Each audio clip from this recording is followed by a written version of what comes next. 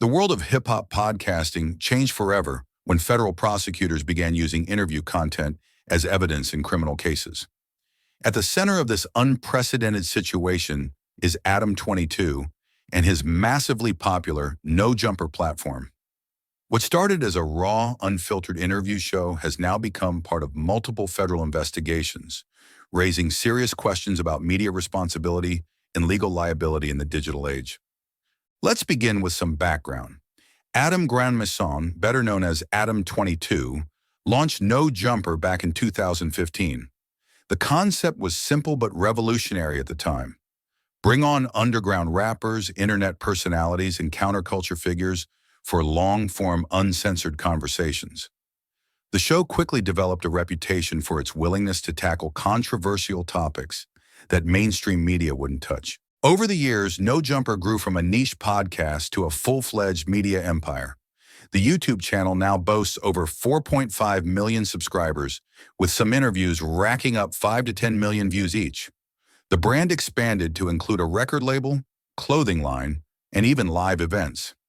This growth came from No Jumper's commitment to authenticity. Guests were encouraged to speak their minds without filters or censorship. But this same authenticity has now landed No Jumper in legal hot water. The trouble began in early 2024 when federal prosecutors in Los Angeles filed a major RICO indictment against Eugene Big U Henley, a prominent figure allegedly connected to the Rollin 60 Crips gang. In the 50-page court document, investigators reference multiple No Jumper interviews with Big U's associates. Specifically, prosecutors pointed to several concerning elements from these podcast appearances. First, they highlighted discussions about street life that allegedly corroborated information investigators had gathered through other means.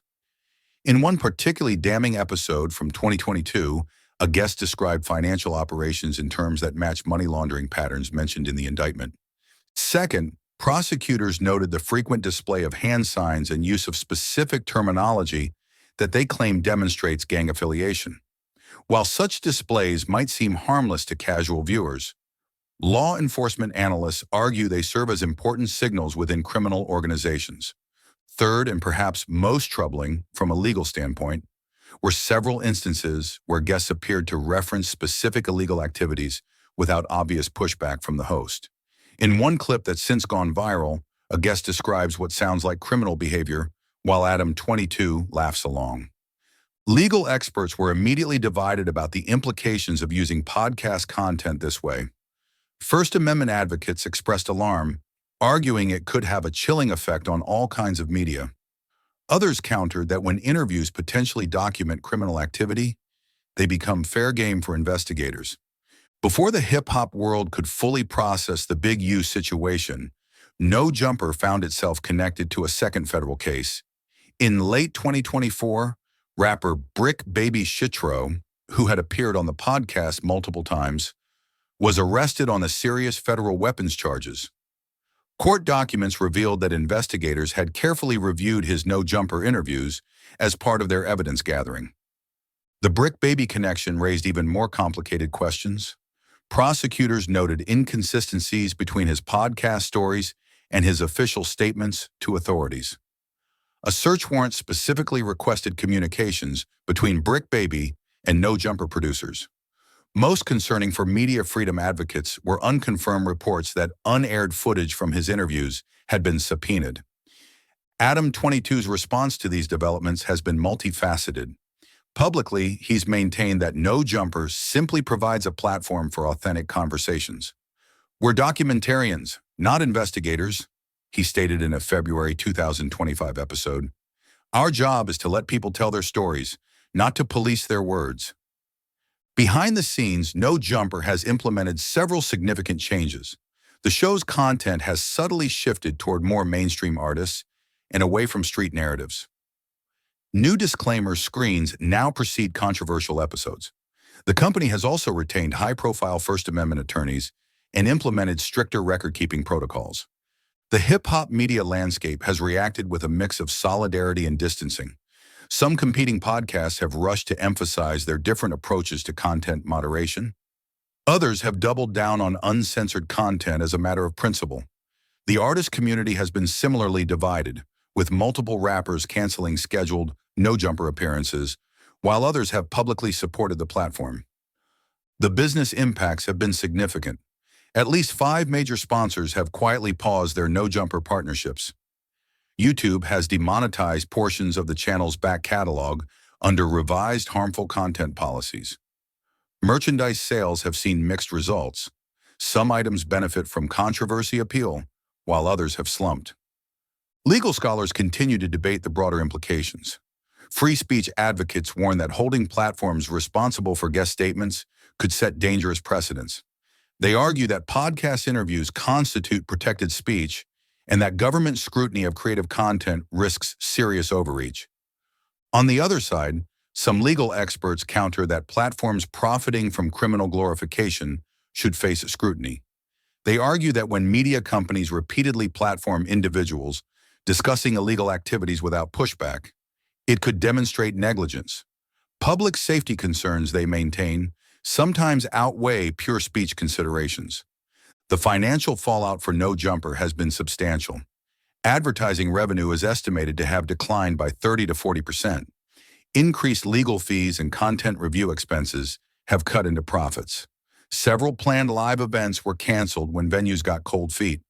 At the same time, certain merchandise items have seen sales boosts from the controversy. This situation didn't emerge in a vacuum. It reflects long-standing tensions in hip-hop media between authenticity and responsibility. The genre has always had a complicated relationship with law enforcement. Audience demand for real content constantly battles against the potential consequences of delivering it. The economics of controversy in digital media create additional pressure. Looking ahead, several potential outcomes could emerge from this ongoing situation. In the best-case scenario for No Jumper, courts could affirm strong protections for podcast content, establishing clear boundaries for when media can be used as evidence. The show might then return to business as usual, perhaps with slightly more cautious editorial practices. A middle ground outcome might see No Jumper continuing under modified formats and content guidelines. This could involve more thorough guest vetting, clearer disclaimers, and possibly age restrictions on certain content. The show would survive, but in a fundamentally different form.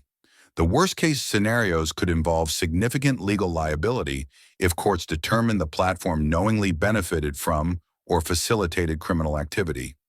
While criminal charges against Adam22 seem unlikely, civil penalties or regulatory actions remain possibilities.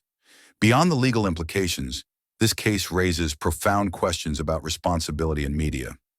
Where should platforms draw the line between documenting culture and potentially enabling harmful behavior? How much duty do content creators have to question or challenge their guest statements? These questions extend far beyond No Jumper to all forms of interview-based media. The story continues to develop as Big U's trial approaches and the Bricc baby case moves forward. New court filings and investigative reports emerge regularly, each adding pieces to this complex puzzle.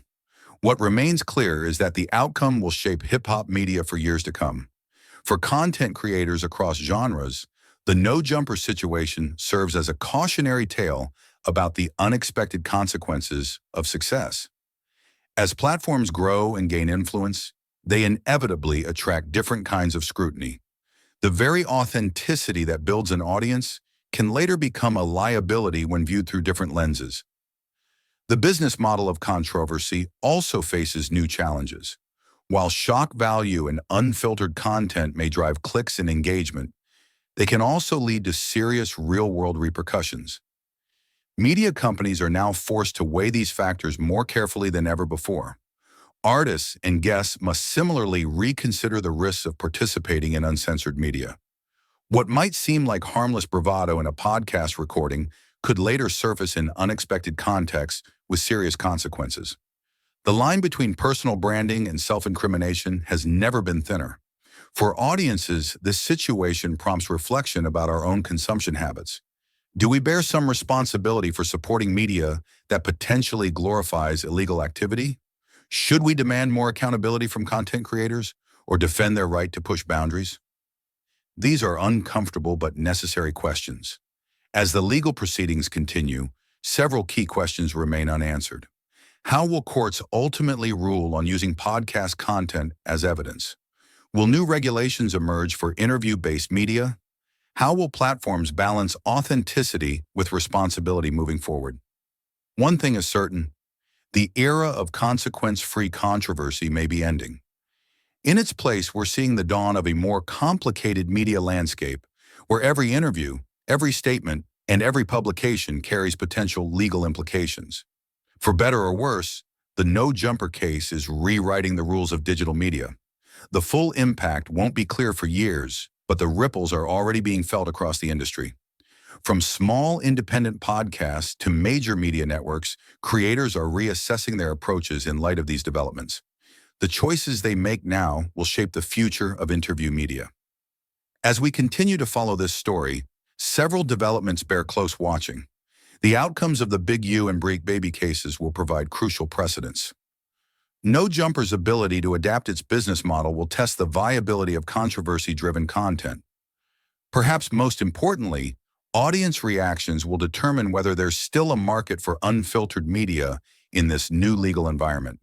What began as one podcast's unexpected legal troubles has blossomed into a defining moment for digital media. The resolution of this case will influence content creation, platform responsibility, and First Amendment protections for years to come. All eyes remain on the courtroom as judges, lawyers, and journalists grapple with these complex issues at the intersection of media, music, and the law. As this story continues to develop, one thing's for sure. The legal system moves slower than a 3-hour no-jumper interview. If you want to stay updated on all the latest twists in this case without having to comb through 50-page court documents yourself, do us a favor. Hit that like button. It's the only guilty plea we'll ever ask for. Subscribe to the channel. Consider it your alibi for staying informed. Ring that notification bell. Unlike some podcast guests, we promise not to incriminate you. This is the Wicked Narrative signing off. Remember, kids, whatever you say can and will be used against you in a court of law or on YouTube. Stay safe out there.